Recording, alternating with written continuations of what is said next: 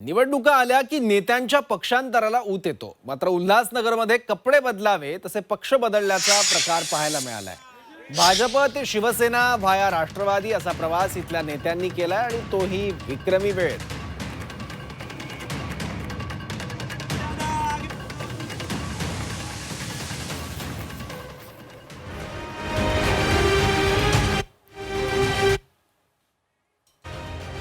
राष्ट्रवादी काँग्रेस पार्टीचा राष्ट्रवादी काँग्रेस पार्टीचा अजित दादा आगे बढ़ो. भारतीय जनता पार्टीने माझ्या आणि माझ्या परिवारातील माझ्या भाजपा परिवारातील जे माझ्या भाजपा परिवारामध्ये होते सगळे कार्यकर्ते त्याचा अन्याय केलेला आहे आणि हा अन्याय मोडण्यासाठी आम्ही सर्वांनी एक निष्ठा एक मूठ बनवली आणि राष्ट्रवादी काँग्रेस पार्टीमध्ये त्यांची तिकीट मिळवून आम्ही फॉर्म भरला होता.